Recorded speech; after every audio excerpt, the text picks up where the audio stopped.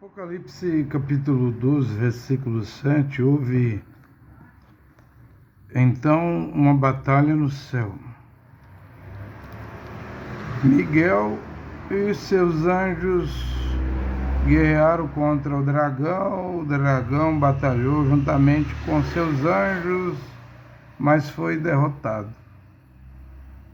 E não se encontrou mais um lugar para eles no céu.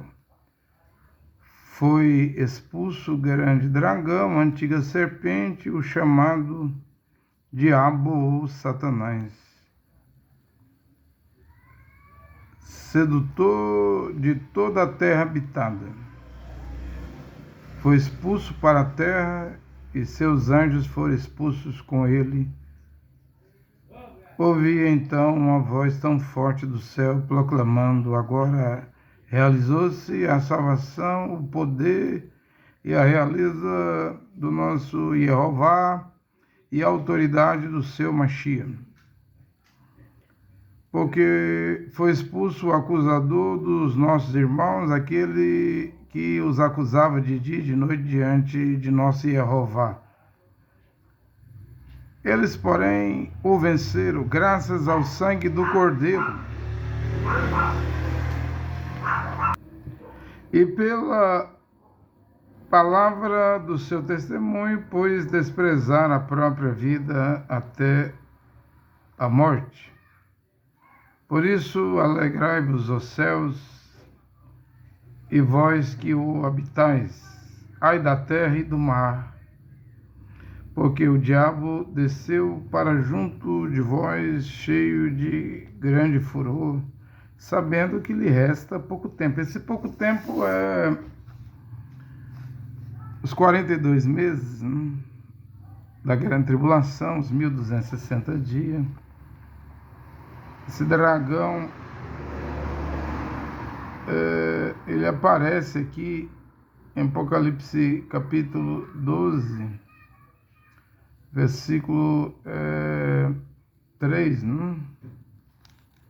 Apareceu então outro sinal no céu, um grande dragão, cor de fogo, com 7 cabeças, 10 chifres, e sobre as cabeças 7 diademas. Sua cauda arrastava um terço das estrelas do céu, lançando-as sobre a terra. Então, o dragão, chamado o diabo, Satanás, é a verdadeira besta, Mas é claro que ele terá um corpo humano, um homem na terra, quem será o próprio diabo encarnado, Apocalipse diz, montado num cavalo esverdeado, Apocalipse 6:8, seu nome desse cavaleiro, que cavalga, o quarto cavalo esverdeado, chama-se Morte. O Sheol o acompanha, e ele com espada, pestes, que são vírus, micróbios, doenças, bactérias mortíferas, e com as feras da terra matará 1/4 da população de toda a terra. Hoje é 8 bilhões, se ele aparecer por agora é 8 bilhões de habitantes, 2 bilhões vão morrer, Então é o que está vindo sobre a terra, para a terra, não só para a terra, mas também para os que habitam no mar, a marinha dos exércitos de cada país, os submarinos no profundo, do mar, ou os trabalhadores que trabalham em plataformas, pelo mundo afora. Muitas pessoas trabalham no mar. Então, ai dos que os que estarão habitando na terra e no mar, por esse tempo, que é pouco tempo. É o que está vindo para a humanidade. Então, eu tenho aqui 2 Tessalonicenses capítulo 2, anotado aqui, onde o apóstolo Shaul, Paulo, diz que a vinda de Adonai Yehoshua Mashiach, ele virá, mas primeiro deve vir a apostasia. Ela já está aí hoje, já se apostatou, né? A rebelião está aí hoje nas igrejas. A era de Laodiceia, a última era, é marcada por Yehoshua Mashiach estar fora das igrejas. Não tem condição dele estar aí dentro de nenhuma igreja, nenhum templo, nenhuma quatro paredes, né? Porque as igrejas são ricas, mesmo os que pregam a mensagem do profeta William Barron Branham, que partiu há 59 anos, os pastores são ricos, né? Todo o dízimo pertence aos pastores, é o salário deles, né? Então não tem como pregar por amor, de coração, ou fazer aquela obra que Shaul Paulo fazia lá aos Corintos, na cidade de Corinto, Europa, Grécia, né? Eu prego gratuitamente, eu prego de graça. Eu corro, mas não quero ser reprovado. Depois de correr tanto, não quero ser reprovado. Eu corro para alcançar o prêmio, o alvo da soberana vocação. Eu sei que tem falsos apóstolos que estão me imitando, né? Dizem eles que vão pregar gratuitamente, né? De graça, gratuitamente. Aí Paulo diz assim: até quando, né? Eu sei que eles estão me imitando, mas presta atenção, Corinto. Congregação de Corinto, eles não vão dar conta de me imitar para a vida inteira, não. Todo tempo, não. Tem uma hora que eles vão cobrar, né? Vosso patrimônio. Eles estão de olho em vossa casa, fazenda, vossos negócios. Eles não vão pregar de graça a vida toda, não. Tem uma hora que vão arrebentar, né? Mas eu irei pregar até o fim. E pregou, porque quando a morte estava chegando, eu já estou sendo oferecido como sacrifício de libação. O tempo da minha partida se aproxima. Combati o bom combate. Todo pastor da Assembleia de Deus, presbiteriana, tabernáculo, todo pastor que morre usa essa escritura: combati o bom combate. Quer dizer, tomando emprestado as palavras de Shaul, de Paulo. Mas viveram eles como Paulo, que trabalhava de dia e de noite para não ser pesado aos irmãos, 2 Tessalonicenses capítulo 3. Eu deixei esse exemplo e também dei ordem que o irmão que não quer trabalhar, que não coma. Tem saúde, tem duas mãos, não quer trabalhar, também que não coma. Para cortar a comunicação com ele. Para que ele se sinta envergonhado e vá trabalhar. Porque eu vos dei o exemplo, mas todo pastor usa as palavras de Paulo no funeral, né? Dos pregadores, dos pastores. Mas Paulo diz em 2 Timóteo 4, vem depressa, Timóteo, meu filho, o inverno está chegando, eu estou sem capa para o inverno, passa em Trode, na casa de Carpo, eu deixei ali a capa, né? Para o inverno, traga a capa logo, traga os livros, os pergaminhos, né? Era estudioso das escrituras, né, sagradas, né? O apóstolo Shaul, o apóstolo Paulo, né?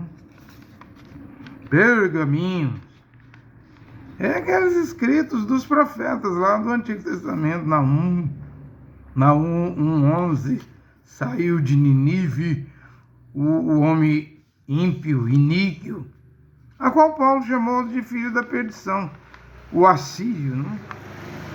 Já está bem explicado. A Síria é uma das 7 cabeças, né? Primeiro o Egito, segundo a Síria, terceiro Babilônia, quarto Medos Persa, quinto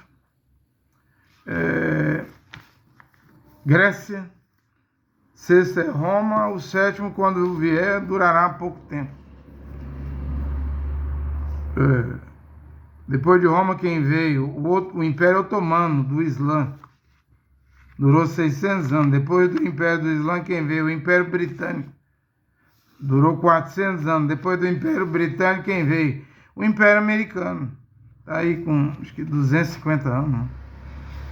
E no meio do Império Americano veio a Liga das Nações, veio a ONU e agora o BRICS. E tudo indica que depois do BRICS, né, deve vir esses 10 reis. Né? A qual o pequeno chifre arrancará 3 desses 10 reis, desses 10 chifres, que darão poder à besta. Né? Ele vai governar com 7 chifres. Mas primeiro 10 reis receberão poder, em uma hora darão a autoridade e o poder à besta. Né? Se está em Daniel 7, Daniel 8, se está no Apocalipse. Né? Agora, Shaul disse que a vinda de Yehoshua, nosso Adonai Yehoshua Mashiach, deve preceder primeiro a rebelião, a apostasia, a qual lá na carta de Timóteo, Paulo diz que nos últimos dias não suportaria essa doutrina, teria coceira, comichão nos ouvidos, né? Iria amontoar para si doutores, mestres, assalariar mesmo,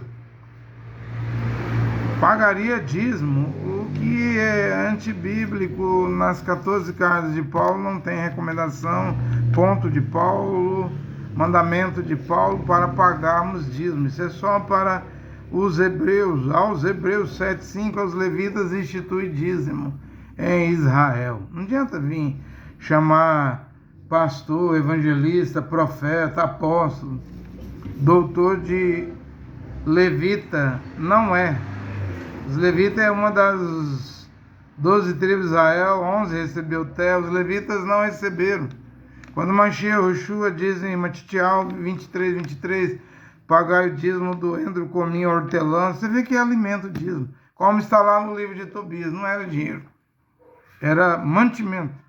Hoje é cartão de crédito, é Pix, é talão, né? É dinheiro digital ou físico. Está errado. Porque fazendo assim, os pastores, pagando dízimo a pastores, eles nunca seguirão o exemplo de Paulo, que pregava o evangelho gratuitamente, está lá em Corinto, e que trabalhava de dia e de noite, era fazedor de tenda, né? Junto com Áquila e Priscila.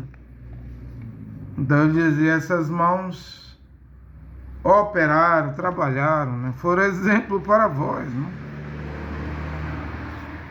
Mas aí vem a pergunta.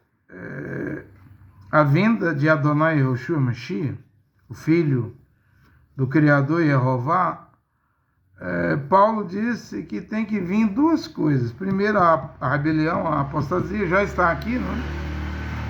E ninguém pode impedir Vitória Souza, Daiane, pastora Regiane, que se diz profeta, Leonardo Salles, Napoleão, Marco Feliciano, Paulo Júnior, Caio Fábio. Ninguém pode impedir esses homens e mulheres de operarem, porque é a liberdade religiosa no Brasil. Eles podem aprontar o que quiser aprontar, fazer o que quiser fazer, cobrar o que quiser cobrar, pedir o que quiserem pedir, ninguém vai impedir. Eles têm liberdade para operar, para construírem catedrais, naves, templos, terem multidões, pagarem programa, claro, as custas dos fiéis em televisão, rádio, monetizarem os seus canais. Ninguém pode impedir. Fazerem vídeos só para membros inscritos dos canais, ganhar grana, dinheiro, cobrar cachê, Camila Barros, né? Eliseu Rodrigues, aqui de Goiânia, da Assembleia de Deus, eles cobram, né? Eles mesmo vão dizer que estudou, comprou livro, foi caro, não foi de graça, e agora tem que cobrar pelo conhecimento, né? Enquanto que a verdadeira mensagem, as verdadeiras boas novas, o verdadeiro evangelho é de graça receber, não tem teologia, não tem curso, E de graça, gratuitamente dai. Não é assim que Shaul fez? Recebeu de graça, eu sei. Ele ficou 3 anos no deserto da Arábia se preparando, né? Mas não cobrava. Abria as Kenessian, congregação, as Kehilá, as comunidades, mas não cobrava. Não cobrava. Hoje, isso que se diz igreja, nem se parece com as Kehilá, comunidade Kenessian, congregação das 14 cartas de Shaul, de Paulo. Então, há 1 bilhão, Assembleia de Deus, Batista, Quadrangular, Deus é Morro, Casa da Bênção, Universal, Mundial, Renascer, Videira, Luz para os Povos. Estão a 1 bilhão de distância de quilômetros da verdadeira Kehilá, comunidade, da verdadeira congregação, quando lemos aqui na palavra, nas escrituras.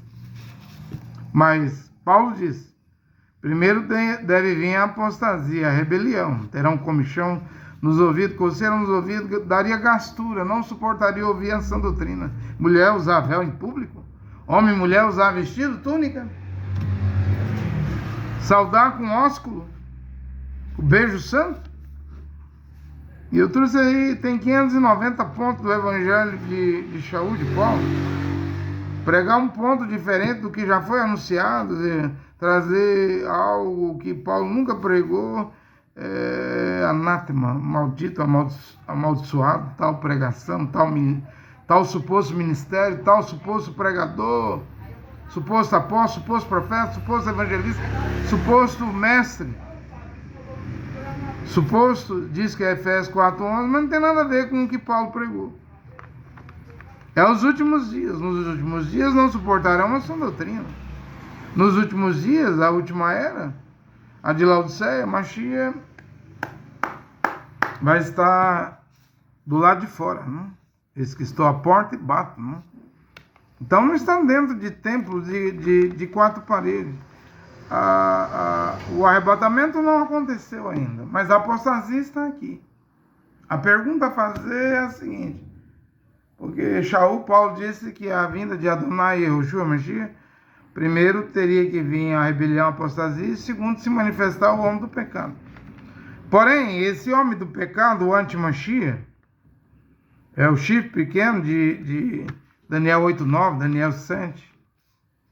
O anti-Mashiach que vai derrotar o rei do sul, Daniel 11:40 ao 45, no capítulo 11, versículo 40 ao 45, vai derrotar o rei do norte, entrar nas terras do rei do norte, atravessando, vai invadir e tomar a terra gloriosa de Israel. Se a apostasia e a rebelião estamos vivendo na terra hoje, ela está aqui, e a apostasia, a rebelião é o esfriamento do amor. É a multiplicação da iniquidade. Saber o certo, iniquidade é você saber o certo, fazer o errado. É errado ter padre gay, mas o Francisco quer. É errado ter pastoras lésbicas, mas a igreja anglicana quer, a presbiteriana quer, a metodista quer. É errado ter pastor casado 2 vezes, 3 vezes, divorciado, mas a igreja, Assembleia de Deus quer, Quadrangular quer, as igrejas querem fazer isso. E ao fazer isso, esfria, as pessoas ficam frias dentro dos templos. Por causa da multiplicação da iniquidade, o amor de muitos esfriará. Até Daniel disse, tem muita gente que prega assim, e a ciência se multiplicará, quanto que é a iniquidade que vai se multiplicar. Saberão que é certo, porque o que está na Bíblia está na Bíblia. O que a Bíblia chamou de pecado há 20 séculos, 2000 anos atrás, ainda é pecado no século 21. Mas eles vão ignorar. Então, é um dos efeitos da rebelião. A apostasia, rebelião, esfriamento do amor, multiplicação da iniquidade. Porque as igrejas fracassaram. Isso aí que eles pregam não é a palavra de Deus. Isso aí é mensagem cultural, mensagem social, mensagem política, agradando políticos. Os líderes de igreja são políticos, não? para ter a mão molhada de dinheiro em tempo de política, favor político. Não? Isso não é o evangelho original. O meu reino não é desse mundo. Yahuanã, capítulo 18, diante do governador Pilatos: se fosse os meus, pelejaria por ele. Mas hoje as igrejas é dono de partido político. Já não está mais colocando pastores, bispos, apóstolos, missionários de igreja para se candidatar. É dona de partido político. Aqui em Brasília, né? Veja a força das igrejas. E com isso a igreja está dizendo: estou nem aí para o que diz a Bíblia, porque Mashiach disse ao governador romano Pilatos: se o meu reino fosse desse mundo, os meus iria pelejar. Então você não tem Kefa, que se chama de Pedro, Jacó, que se chama de Tiago, e Jehoanã, que se chama de João, Shaul, o apóstolo Paulo, se metendo na política. Né? Pelo contrário, quem prendeu Paulo e mandou decapitá-lo, né, no ano 67, Nero, a política de Roma, o imperador romano. Mas vocês, as igrejas, vai aí com o vosso partido republicano, bancada evangélica em Brasília. Quando vier o anti-Mashiach, vai ser igual o Nero. O anjo disse aí, Jehoanã, Apocalipse 17, 5 caíram, o sexto existe, né? Quando vier o sétimo, durará por pouco tempo. Esse sexto que existia era Nero. Naquele caso ali, Nero não reconhecia os crentes, não. Colocou fogo em Roma, foi tocar violino no Monte Vespúcio, lá em Roma, pôs culpa nos crentes e houve a caçada, vê? E por que eu digo que o anti-Mashiach não vai reconhecer os crentes e as igrejas? Porque ele vem do Islã, montado em um cavalo esverdeado, Apocalipse 6, 8, né? O Mardi, né? O Mardi. O Islã, o Oriente, não vai reconhecer nada do Ocidente, não. O Oriente vê o Ocidente como demônio, né?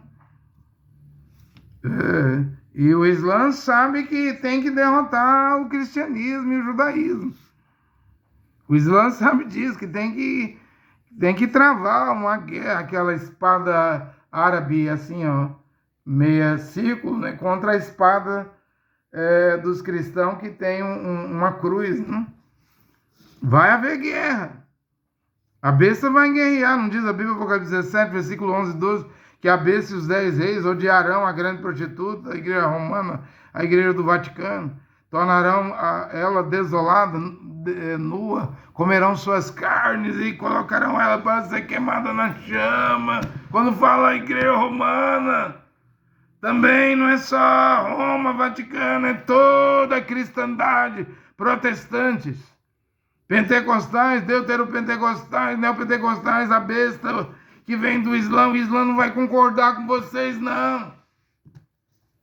Essa besta que vem não é igual o Saladino, que em uma das cruzadas lá venceu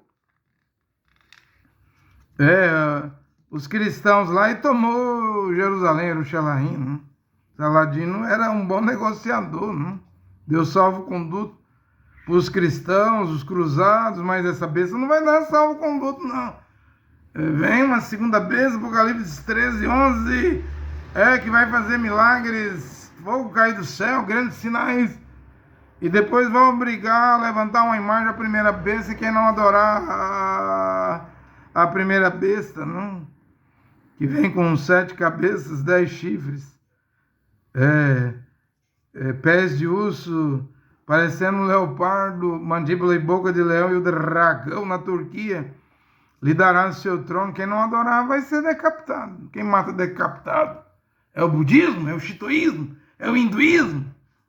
Quem mata decapitado é a maçonaria, é os Illuminati, é a igreja católica romana que mata decapitado. A Bíblia diz, o Apocalipse vai ser decapitado, vai cortar o pescoço. O Corão diz que Maomé, numa tarde, cortou quase 1000 pescoços de Ihudim, de judeus. Ele mesmo cortou, o rio ficou sangrento, né? Até hoje o Islã corta pescoço. Não vê o Daesh, o Estado Islâmico, o ISIS, ou o HTS aí, na Síria, não? Eles vão obedecer o que Maomé mandou fazer. Porque todos esses salafistas, quando fala salafistas, eles chamam de os grupos aí que surgiram da Irmandade Muçulmana, Al-Qaeda, HTS, que hoje, onde chegou o salafista? Que saiu da Irmandade Muçulmana no Egito. Que parecia ter temor, mas depois se radicalizou. E veja a situação da Síria, não? Salafistas, né? O HTS matando cristãos, matando alauítas da família. É a tribo muçulmana da família do Assad, né? Bashar al-Assad. Minoria ali. Um massacre, né? A Síria está na Bíblia, Ishaial, se chama de Isaías 17, diz que Damasco vai virar ruína. Tem 3.000 anos, quase 3.000 anos a profecia, até hoje Damasco não caiu, não virou ruína. Porém agora tem tudo para virar ruína, né? E Recep Tayyip Erdogan, da Turquia, o líder muçulmano turco, foi quem deu a vitória para o Abu Mohamed Jolani, né? Que hoje é chamado de Al-Shara, que tirou o turbante da Al-Qaeda e agora usa paletó e gravata. E homem boa pinta, já viu a boa pinta do presidente interino da Síria? Boa lábia, não? Tá bem assessorado, Mas você viu o massacre na Síria recentemente de cristãos e alauítas, não? Mandou massacrar mesmo, exterminar mesmo. E as escolas da Síria é para estudar o Corão, o Corão na escola secular. A Síria agora é o Corão. Simplesmente é o Corão. O que eu estou querendo dizer é que a Irmandade Muçulmana, que foi criada no Egito, né, e que chegou ao poder com Mohamed Morsi depois da Primavera Árabe, acho que em 2012, mas antes essa Irmandade tinha derrubado o rei Farouk Abdel Nasser, tinha matado lá aquele presidente do Egito lá, que fez paz com Israel, um que era negro, e que chegou ao poder com Mohamed Morsi, né, da Irmandade Muçulmana. Hoje o Egito está na mão do general militar Al-Assis, né? Porém, Daniel 11 diz que ele, o Antimachia, vai estender suas mãos e tomar a terra do Egito, as preciosidades e os tesouros do Egito. Erdogan, da Turquia, já está a fazer base militar em Palmira, Turquia. Já é uma ameaça contra Israel, porque quando ele abre a boca, como ele abriu há 2 domingos passados, ele pediu que Alá destrua, o Deus do Islã, destrua Israel. E ele diz que vai invadir Israel. Israel sente o perigo. Agora na Síria. Mas não venceu os russos. Não expulsou o Irã, o Hezbollah. O Irã não parou de mandar arma via Síria, passando pela Síria ao Líbano para o Hezbollah? Parou. Os russos não estão se retirando da Síria? De Tarto e uma base russa? Estão. Mas ficou bom, ficou pior, porque agora é o Erdogan que está estabelecendo base militar com mísseis, acho que é S-400 na Síria. Vai estar tudo apontado para Israel. A Turquia quer enfrentar Israel, você lembra da Bíblia, viu? Enquanto eu prego, eu não estou pregando abobrinha, tonteria, bobagem, besteira, é a Bíblia que diz, não é eu. É sério, a Bíblia que diz que o trono de Satanás está em Pérgamo. Eu sei onde habita, Apocalipse 2,13. Mashiach Yoshua diz, onde minha fiel testemunha chamada Antipas foi morta, é aí onde está o trono de Satanás. Não diz que mudou para Vaticano, para Nova York, para Paris, para Moscou. Continua aí na Turquia. Continua na Turquia. Do Recep Tayyip Erdogan, que quer ser um sultão, quer levantar um califado, né? Interferir na Nagorno-Karabakh, no Chipre, na Síria, interfere em tudo, a sua mãozona, né? Interfere em tudo e é respeitado por Donald Trump. Benjamin Netanyahu estava na Casa Branca agora, no começo da semana, segunda-feira, com medo da Turquia, o líder turco, né? Enquanto que Donald Trump disse que em 2000 anos ninguém conseguiu tomar a Síria. Erdogan da Turquia, o líder turco, em poucos dias, tomou a Síria através do Abu Mohamed al-Golan, que era da Al-Qaeda, o atual presidente interino al-Sharaa. O que vai acontecer, eu não sei, eu só devo dizer o que a Bíblia diz. E a pergunta aqui, que eu volto a fazer, estamos vendo a apostasia. Eu estou vendo a apostasia. Eu não vou pisar meu pé em nenhuma igreja, a menos que Deus, o Criador Jeová, seu filho Yehoshua, me mande lá, mas se me mandar, tenho certeza que vai ser para juízo. Vai morrer alguém. Para congregar, eu tenho certeza que o Criador não vai me mandar para dentro de quatro paredes de nenhuma igreja, não. A não ser que seja para dar uma palavra de juízo. Aí eu penso sim, eu acredito que eu terei que ir, né, nesse sentido. Porque não dá. Eu vou fazer 3 anos agora em julho e não piso os pés em nenhuma igreja. Estou em casa, estou bem melhor. Até minhas vestes. Agora é túnica, é vestido, não? Veja que eu não piorei. Estou lutando para pagar minhas contas, né, para viver corretamente. Fugir do pecado, como José fugiu lá no Egito, quando estava vendido, foi vendido, não? Era escravo, não? Mas nem aquele sofrimento, a escravidão, fez com que ele não fosse fiel ao Criador. Ele foi fiel, fugindo da cama, do adultério, da mulher do Potifar, não? Ele fugiu. Não se deixou vencer pelo prazer do adultério, do pecado, porque se ele faz aquilo, era adultério. Ele mesmo diz: como que eu vou pecar contra o meu Deus, o Deus de Israel, o Criador? E lá não tinha tempo, como Daniel e os outros hebreus, lá os outros 3 hebreus, né? Sidraque, Mesaque e Abednego, né? Eles não tinham congregação na Babilônia, mas colocaram no coração em não comer as iguarias, a comida lá da mesa do rei da Babilônia, colocar em seu coração em serem reservados, mesmo não tendo congregação, templo, congregação. E José foi fiel. Vê que não precisa de 4 paredes. Daniel e os hebreus lá, os outros 3, lá os 4 hebreus foram fiéis. Vê que não precisa de templo de congregação. Dá para ser kadosh, tanto. Sem congregação, é claro que dá, porque aí não temos que seguir regulamento interno, norma, estatuto de igreja, só a Bíblia, a palavra de Deus, que é a verdadeira regra, a verdadeira norma, o verdadeiro estatuto. Não esse estatuto da Assembleia de Deus e dogma de igreja, mas é a Bíblia. A pergunta volta.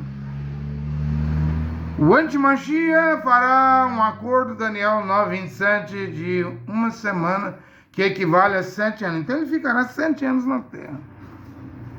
Porém, ele vai romper o acordo na metade da semana, que é os últimos 3 anos e meio, que equivale a 42 meses, 1.260 dias. Mas esses primeiros 3 anos e meio do acordo com muitos que o Antimachia fará, estará os eleitos, os escolhidos aqui na terra? É a pergunta, né?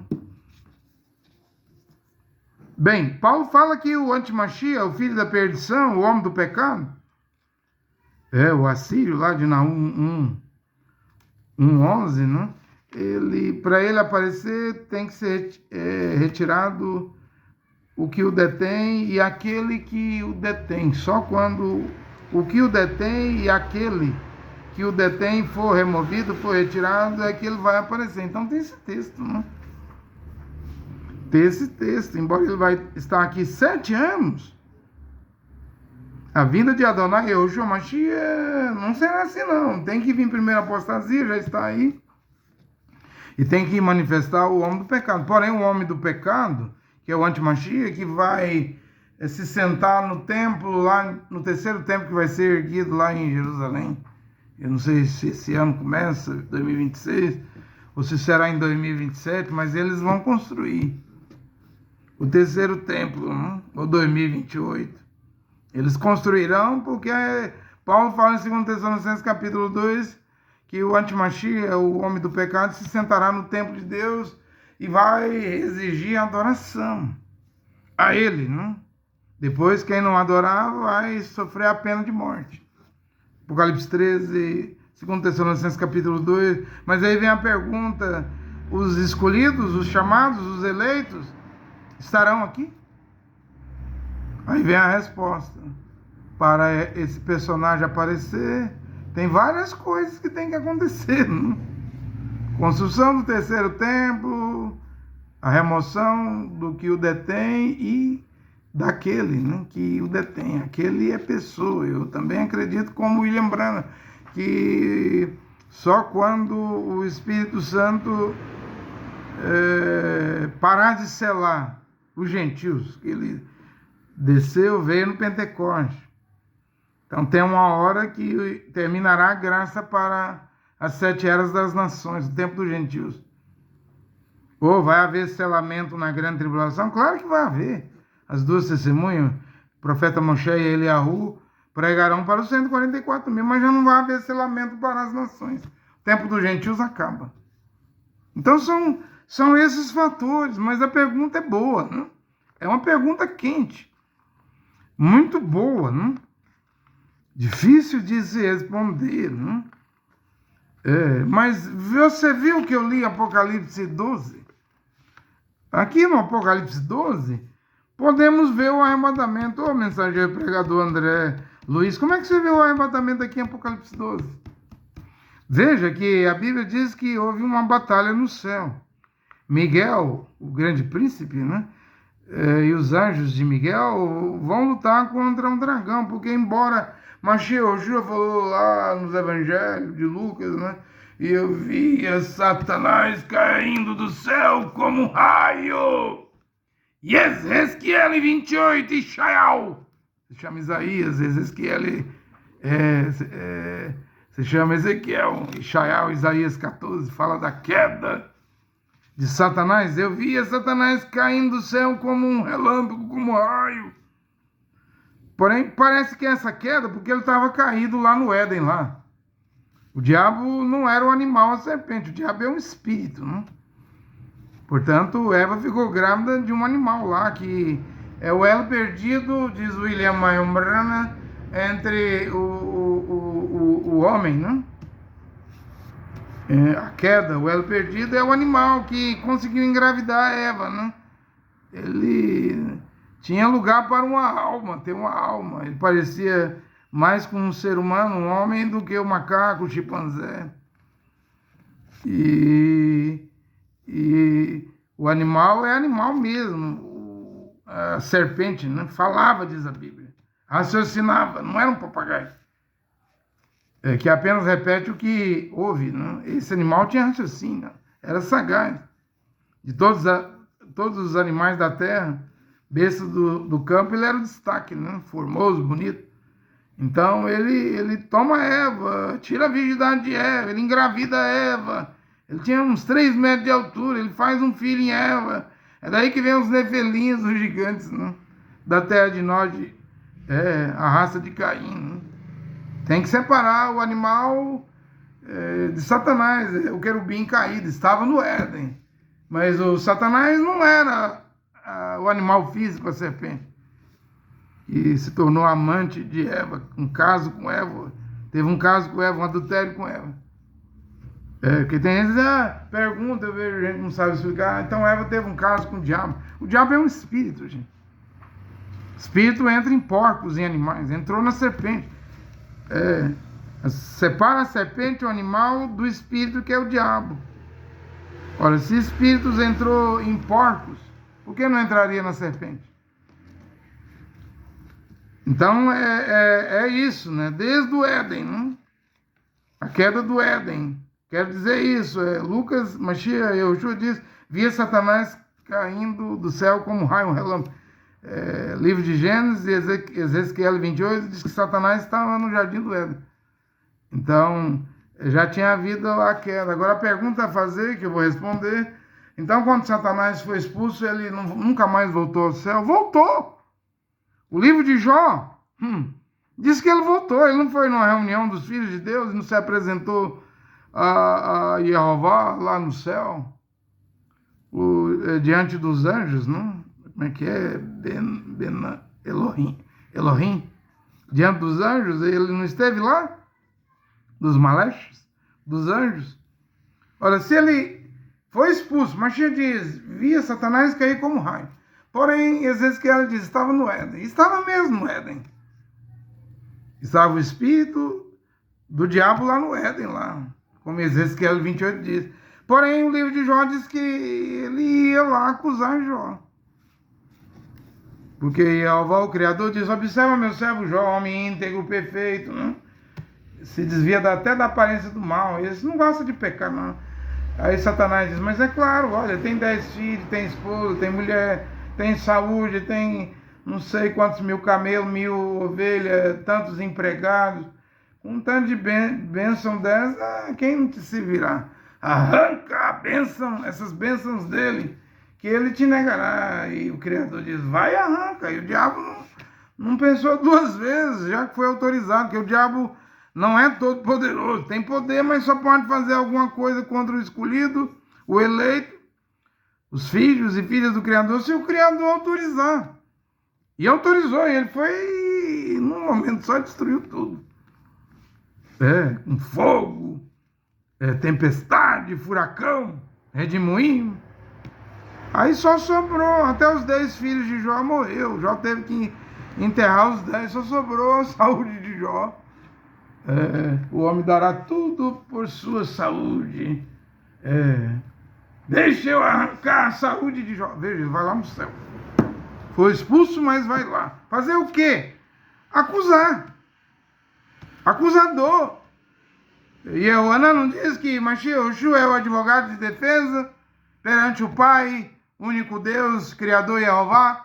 Temos um advogado de defesa, mas Satanás é um advogado de acusação. E ele ia lá. Até hoje é que dia? É 11 de abril, 10 de abril de 2025. Nesse momento, Satanás ainda vai lá acusar.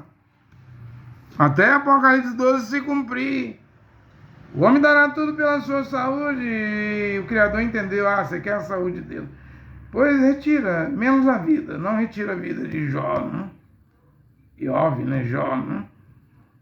E Satanás foi lá e colocou a lepra, né? A lepra, né? Que Jó tinha que pegar um caco de telha e raspar o pus, a granguena, a secreção, para ter alívio, mas nunca falou nada contra o Criador. E Jeová, embora no invisível, no oculto, no sobrenatural, ou seja, aqui nós estamos só no mundo físico, tempo, luz, matéria, as dimensões, há um mundo espiritual paralelo, onde nossos olhos físicos não vê, mas tem sim, Jó sabia disso, Jó sabia, talvez não com tanta clareza, mas a Bíblia deixou clareza. O acusador dos irmãos foi derribado, ainda não foi. Essa batalha para derrubar o advogado de acusação, o acusador, ainda vai acontecer. E ai da terra e do mar. Você está entendendo o que eu estou pregando? Por isso que eu estou dizendo que tem sim um arrebatamento. Porque no momento, Satã, o adversário, o diabo, que demônio é acusador, Satanás é adversário, e diabo, demônio é atormentador, diabo é que é acusador. O acusador ainda vai lá acusar. No momento que ele foi expulso, é nesse momento que sucede o arrebatamento.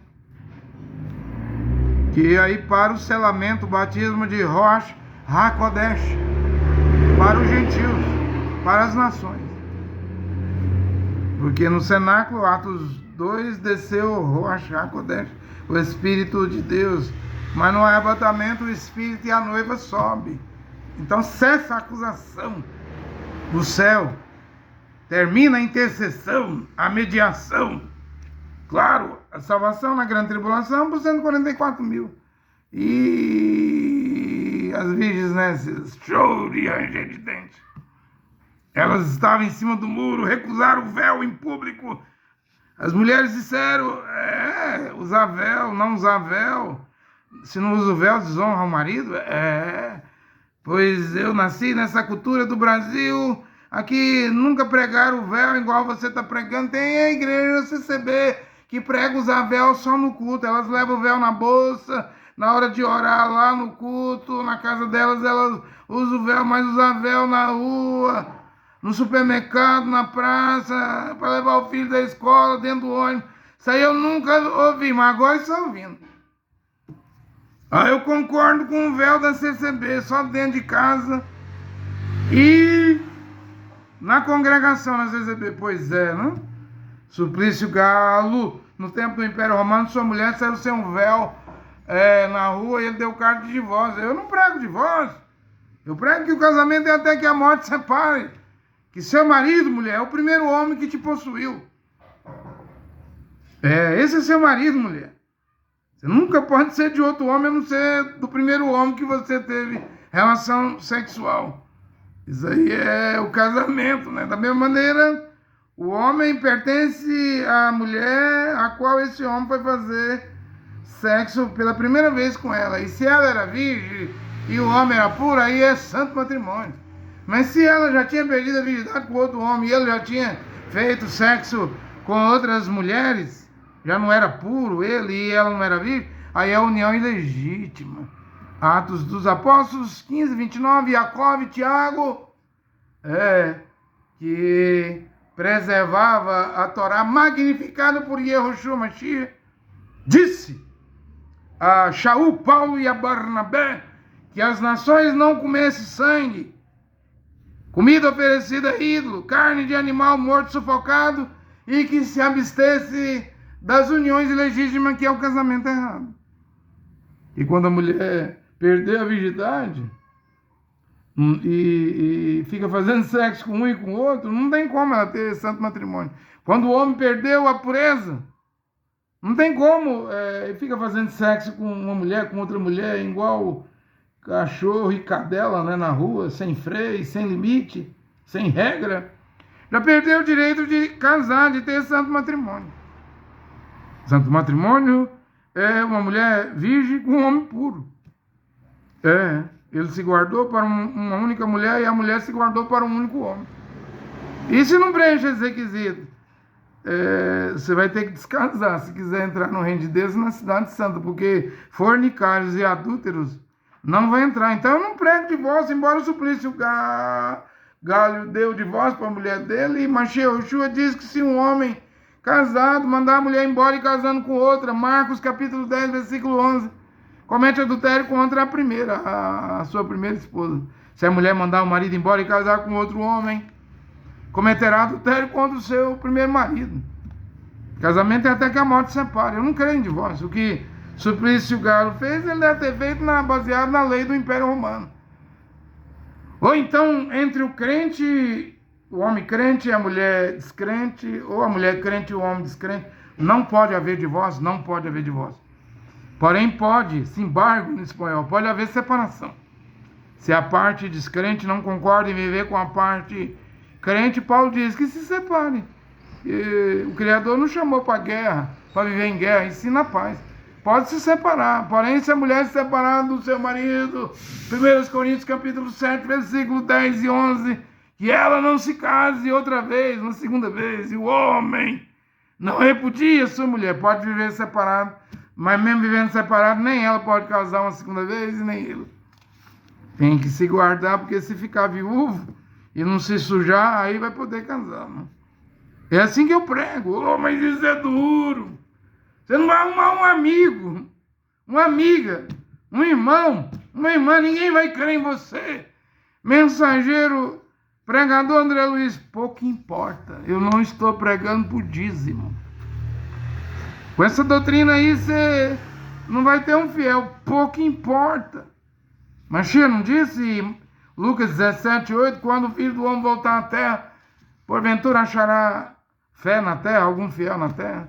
Então não está descartado que ache um homem ou 5 virgens prudentes, sabe? Né? Pelo menos 5, não? Vai ter indivíduos, não vai ter multidões. É assim que eu vejo, porque a sã doutrina é dura. A sã doutrina é dura. Então, eu tenho aqui várias anotações. Eu vou falar estender mais rapidamente para encerrar a pregação. Né? Eles perseveravam e se reuniam de casa em casa, em Atos 2:42, mas perseveraram no templo. Esse templo aqui é o segundo templo de Herodes o Grande, né? Que gastou 46 anos para construir.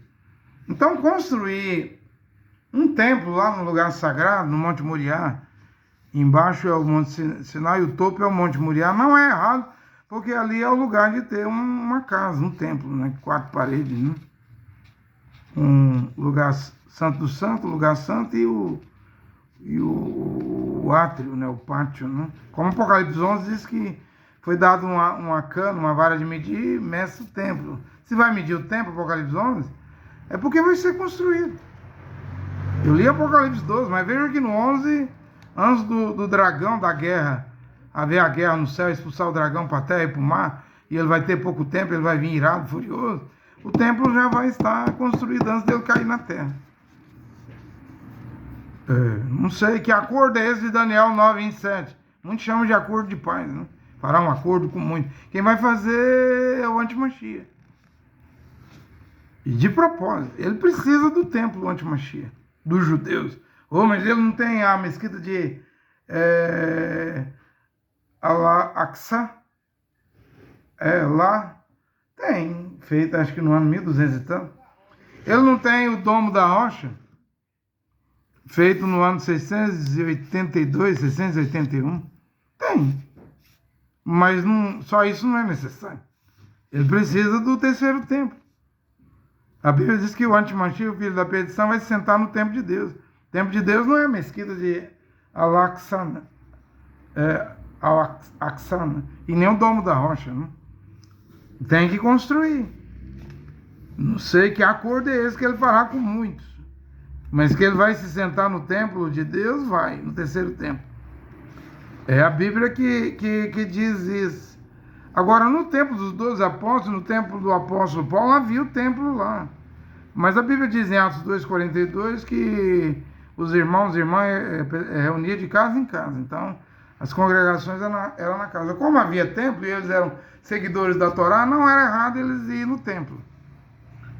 Como Kefas e Eronã, vai lá em Atos 4, tem o coxo paralítico, né, 38 anos que não andava, é curado lá na porta do templo. Né?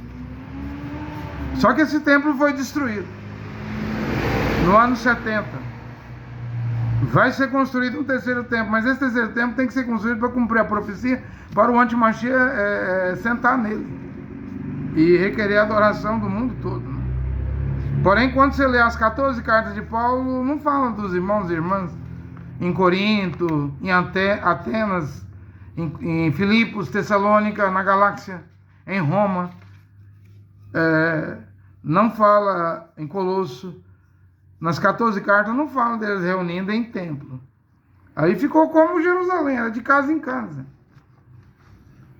Tanto que aqui em Atos dos Apóstolos, ou Colossenses 4:15, saudai os irmãos que estão em Laodiceia, e a Nifa, e a igreja que está... A igreja não, corrijo. A Kenessian, a congregação que está em sua casa. Colossenses 4:15. 1 Coríntios 16:19. Áquila e Priscila com a congregação Kenessian em sua casa. Não é igreja, é Kenessian. Romanos 16:5. Saudai também a congregação que está em sua casa. Saudai a Epeneto, meu amado, que é a primícia da Ásia no Machia. Filipenses 1:2. A nossa amada Afia e Arquipo, nosso amado camarada e a congregação que está na sua casa. Aí Gálatas 1:2, Romanos 16:1. Todas as congregações eram em casa. Vê que Paulo não constrói templo.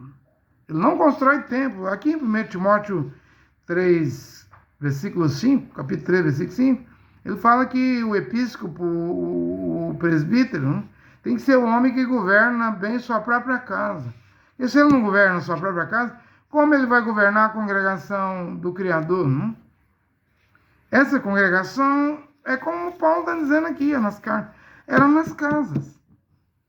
Não tem 4 paredes de templo. Atos 17, 24, no Areópago, lá em Atenas, Paulo pregou que Adonai, sendo Senhor dos céus e da terra, não habita em templos feitos por mãos de homem. Ora, se Paulo pregou que o Criador não habita em templos feitos por mãos de homem, para que Paulo iria mandar construir um templo? E hora nenhuma temos nas Escrituras, nas 14 cartas do Evangelho de Shaul, de Paulo, templo. Ele fala de templo, o templo da grande deusa Artemis, né, que outras versões falam de Ana. Ele fala de templo em 1 Coríntios 8:10. E se alguém te vê, irmão, assentado à mesa de templos de ídolos, a ti que tem conhecimento, que você é esclarecido, porventura, ele vai falar do fraco. Se o fraco vê você sentado na mesa de um templo de ídolos, né, você não vai fazer seu irmão na fé fraco cair? Então, aqui ele fala de templo, né? Mas também ele fala que comunhão há entre o cálice do Criador, o cálice de Deus e o cálice do Belial, do diabo. E quando ele fala aqui, em 2 Coríntios, deixa eu ler isso aqui, capítulo 6, versículo 16, quando Paulo vai falar do templo de Deus e do templo do diabo, aqui ele não está falando de 4 paredes, porque vós sois o templo de Deus, né? Quem é o templo de Deus? É você, sou eu, né? O indivíduo. É isso, que estou à porta e bato. Se alguém ouvir a minha voz e abrir a porta, eu entrarei em sua casa, cearei com ele. Onde houver 2 ou 3, eu dizem meu nome. Mas o nome não é Jesus, é Yeshua Mashiach. Aí estou eu no meio estou eu entre vós, 6:16 da Bíblia aqui de Jerusalém, 2 Coríntios, né, 6:16, né? O que Paulo diz aqui, né? Fugir da fornicação, que é a prostituição, todo pecado que o homem comete, eu estou lendo 1 Coríntios, 2 Coríntios 6, versículo 6, né? É o que eu devo ler versículo 16, que eu devo ler nesta hora, está aqui, ó. Que comunhão pode haver entre a luz e as trevas? Que acordo há entre Machia e Belial? Né? Que relação entre o fiel e o incrédulo? Porque crente casa com crente, fiel casa com fiel, mas há aqueles casos que a pessoa, quando vem, já vem casado, né? Então, se o incrédulo consente viver com um crente, o homem incrédulo com a mulher crente, ou a mulher incrédula com o homem crente, Paulo diz, se não vai atrapalhar, viva bem, né? Que acordo há entre Machia e Beliar? Que relação há entre o fiel e o incrédulo? Que comunhão há entre o templo de Deus e o templo dos ídolos e os ídolos? Ora, o que somos? O que nós somos? O templo do Deus vivo. Como disse o próprio Deus, Jeová, o Criador, em meio a eles habitarei e caminharei, serei o seu Deus, o Criador, e eles serão o meu povo. Está aqui, eu estou lendo. Então, esse templo que Paulo fala aí é o corpo. O corpo. Santificai o espírito, a alma e o corpo. A santificação sem a qual ninguém verá o Senhor. Então, é o corpo. é que tem visão, paladar, audição, olfato, tato. Esse templo que é o templo de Deus, e que se você destruir seu corpo com os vícios de fumar cigarro, beber bebida alcoólica, ficar bêbado, borracho, embriagado, ébrio, com vício do adultério, vício da prostituição, vício das drogas. Quem destruir o templo de Deus, que é seu corpo, o Criador, Deus te destruirá. É o que a Bíblia diz. Você entende isso? Então, as Escrituras ensinam bem claro que congregar é numa casa. Não é como o cristianismo pagão fez hoje, como o catolicismo. 30, 40 templos, até uma disputa, uma guerra feia nas ruas. A Igreja Católica, enquanto ela só tem uma igreja num bairro, pentecostais, Assembleia de Deus, disputa, às vezes é uma Assembleia de Deus atrás da outra, ninguém entende, porque uma é missão, outra é Madureira, outra é seta, mais de 200 ou 1000 divisões, são 50 mil igrejas, oficialmente no Brasil, cada uma lutando para tirar os membros da outra, pescar no acordo do outro, para tirar dizimista, ofertante. E aí educou a mente que você tem que estar dentro de um templo, senão você não vai ser salvo. Não tem isso, não. Eu não falo cristão, mas os Irudim, Áquila e Priscila, Apolo, Paulo, Hebreu dos Hebreus, da tribo de Benjamim, eles não tinham templo, eles reuniam nas casas. Como eu citei aqui, várias escrituras aqui. Esse negócio de templo, você já vem com Constantino, aí já é quando mataram os judeus e Irudim. Eles não eram cristãos, eles eram crentes em Yoshua Mashiach, na Brit Hadashah, no Novo Testamento. A igreja romana massacrou e aí vem o cristianismo, a igreja romana. Da igreja romana vem a igreja protestante, depois vem as igrejas pentecostais, deuteropentecostais, neopentecostais, está onde está hoje aí, 70, 50 numa avenida. Deus, o Criador, não está aí. E aí tem hierarquia, tem o presidente, o bispo, o pastor presidente, tem os obreiros, e aí vocês são os dizimistas, contribuinte, ofertante, que faz essa denominação bilionária, trilionária existir. Né? Aí o que ela faz? Ela te dá templo, com piscina batismal, orquestra, banda, ar-condicionado, tudo acolchoado lá, as cadeiras. Agora já tem lugar VIP aí, como a Assembleia não, a Igreja Batista Lagoinha em Belo Horizonte, né? Lugar VIP. Eu acho que os pobres não vai circular o lugar VIP não. Isso aí é para os famosos, né?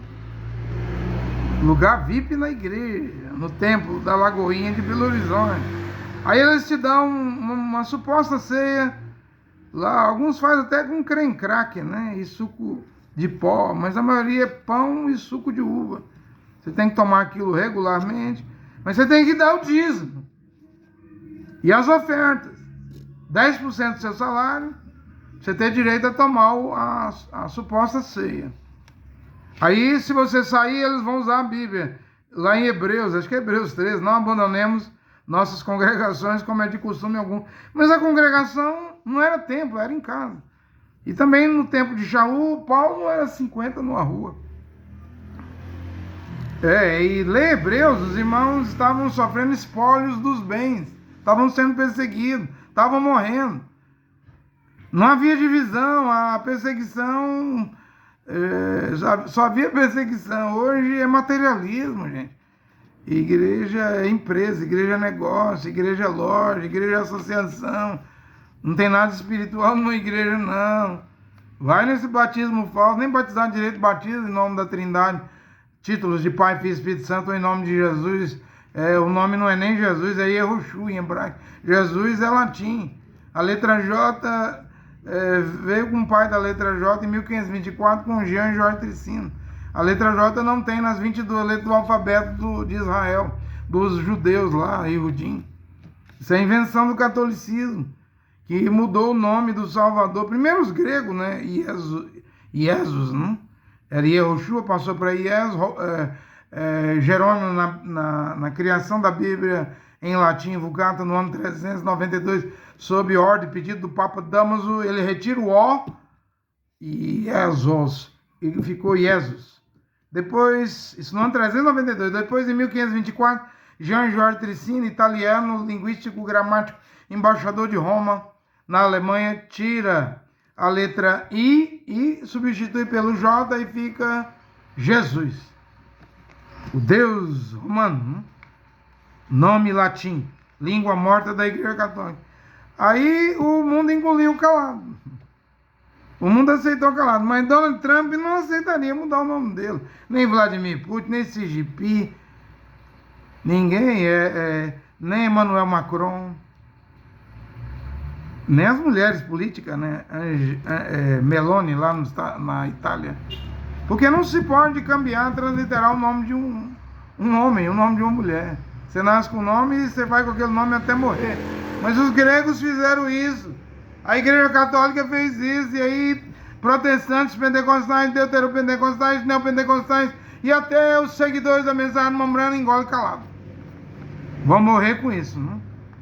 Porque Mombrana pregou Jesus, Dwight Moody em Chicago pregou Jesus, Charles Finney, Adoniran Judson, Dave Livingstone, Hudson Taylor,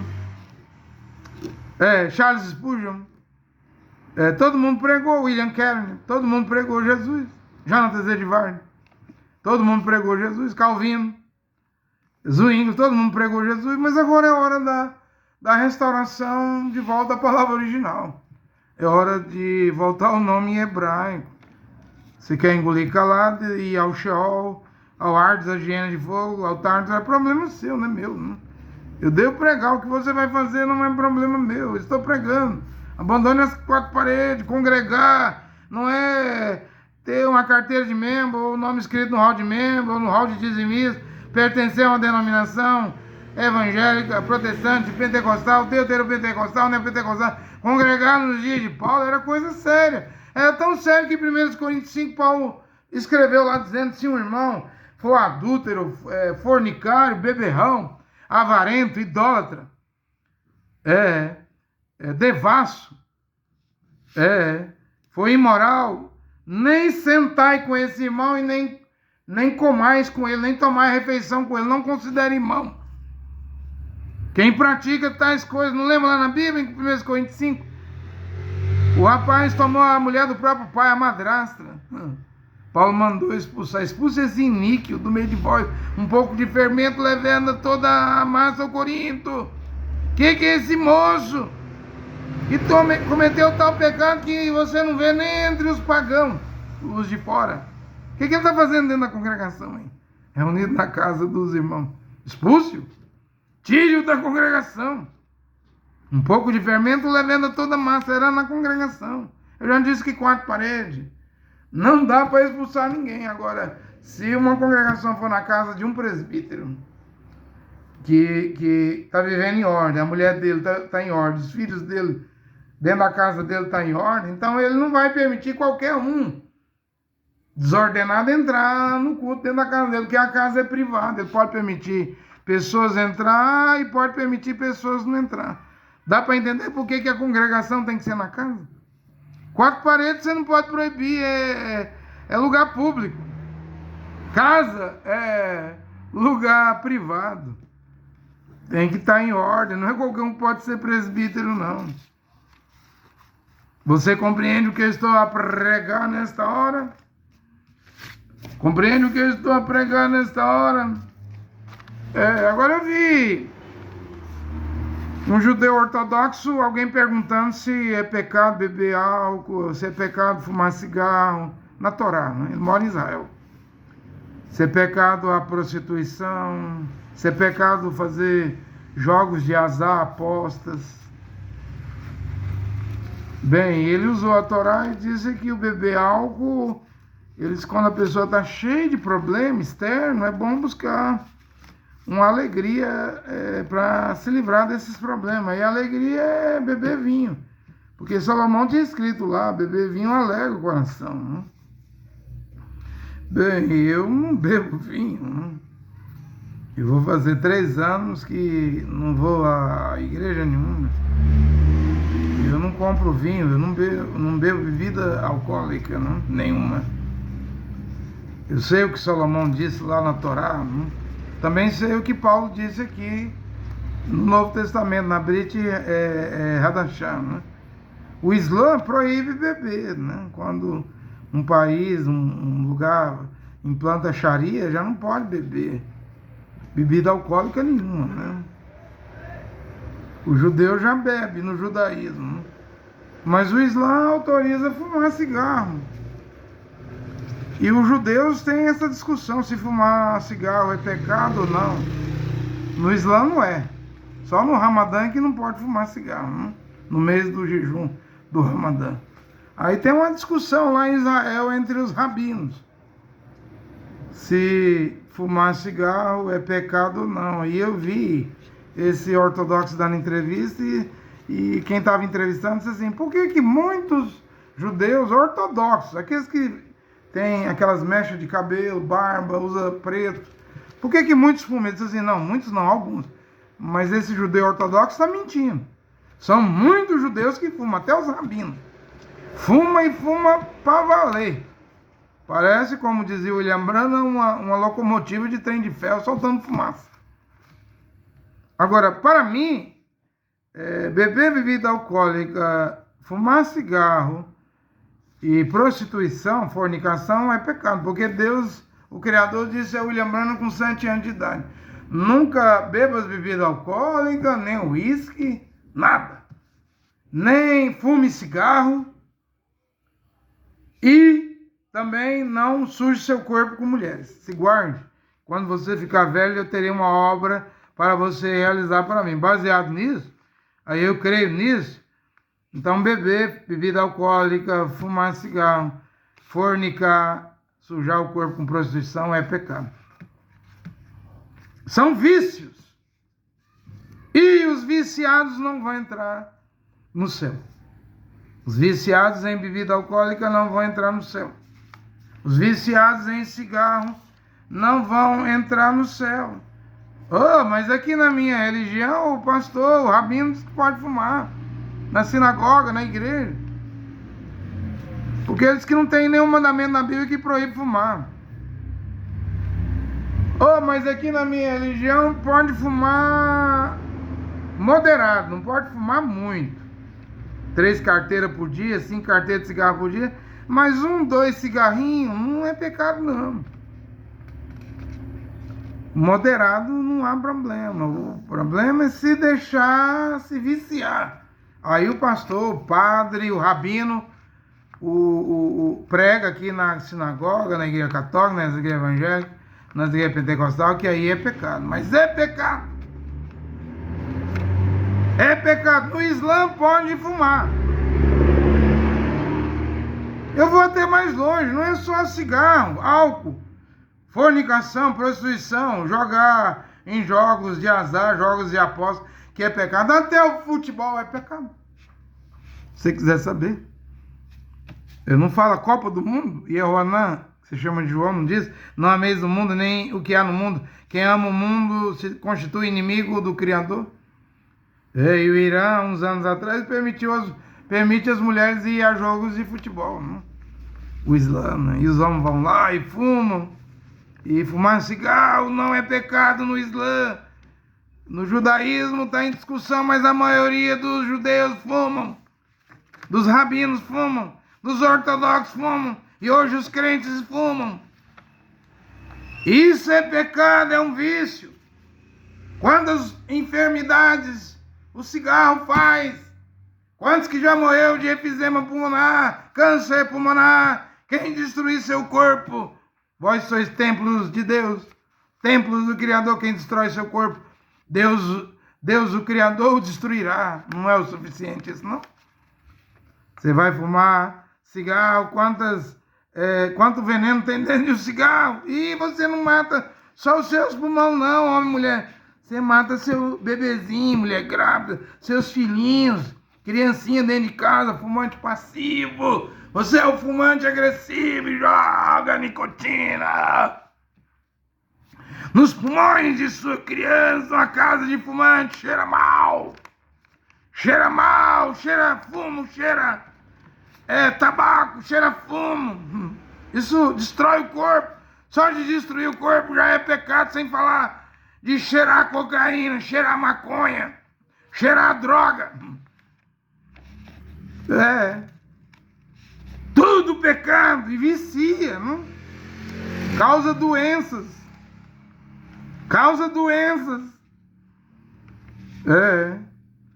E por que causa doença? Porque é pecado. Consequência do pecado. Quantas pessoas hoje andam com uma garrafa de oxigênio, mangueira no nariz, fumam a vida toda. Mesmo dando entrevista dizendo, se eu soubesse que eu ia ter que andar com uma garrafa de oxigênio e mangueira no nariz, eu nunca teria colocado um cigarro na boca. Quantos adolescentes estão com doença pulmonar e hoje é cigarro eletrônico, não? É pecado. É pecado. E a bebida alcoólica, um filho do Criador não deveria beber nem de brincadeirinha. Eu não bebo, não? Eu não tenho bebida alcoólica em minha casa, não? Eu não bebo. Nem para alegrar o coração. O Paulo falou diferente de Salomão. Salomão diz, é para alegrar o coração. Nos casamentos, nos problemas, né? Salomão falou, mas Paulo diz, tá alegre, cante. Tá triste, ore. Vá para a oração. Aí você, não, mas eu vou mais fácil beber uns tragozinhos, uns golezinhos. De um golezinho, aí fica borracho, bêbado. E a bebida alcoólica é brava, porque a pessoa se vicia.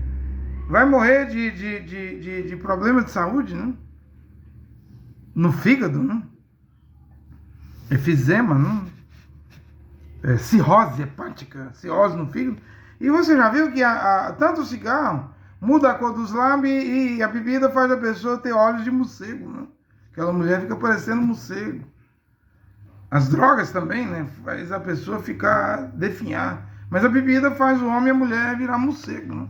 Aí para de beber, demora um bom tempo até restaurar de novo aquela aparência sadia, né? Ver o que a bebida, o cigarro faz, né?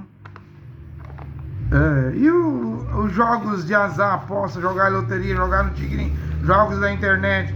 Você lê a Bíblia, lê as Escrituras Sagradas, Provérbios de Salomão,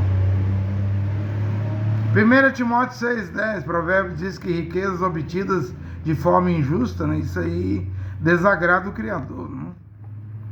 O amor ao dinheiro é a raiz de todos os males. Tem gente que joga, perde tudo, o que guardou no banco, ia comprar uma casa, um carro, perdeu, aí penhora a casa, agora está morando na rua e joga tudo no banco, não avisa, a mulher não avisa o marido não avisa a mulher, agora tem que dar a casa, não tem onde morar, vai morar de favor.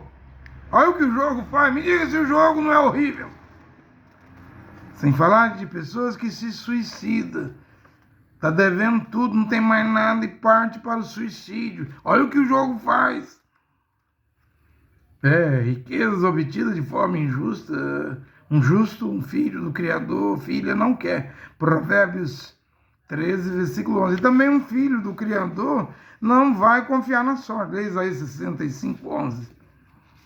Portanto, jogos de azar é vício. É vício porque eu vejo a pessoa perdendo casa, carro, roupa, perdendo tudo. Perdendo a família, perdendo os filhos, perdendo a vida. É um trem destrutivo, indo para a última coisa, que é o suicídio. Não junteis tesouros na terra, onde o ladrão rouba e a traça corrói. Juntai vossos tesouros no céu. Não é suficiente isso? É vício. É vício, futebol. Quantos morrem em estádio de futebol de infarto? Porque o time dele ganhou, fez um gol, ou por torcidas organizadas violentas, né? Mal, sem freio. São vícios. A prostituição, eu até citei agora aqui, fugir da fornicação, 1 Coríntios 6, fugir da prostituição, né? É o pecado, o único pecado que você comete contra seu corpo. Todos os outros pecados é fora do corpo, mas a prostituição é contra o seu próprio corpo. Oh, mas eu vi o judeu ainda dizendo, tá uma discussão rabínica, não? Dos rabinos. Fumar é pecado ou não é? Aí eles dizem assim, é uma luz vermelha, né?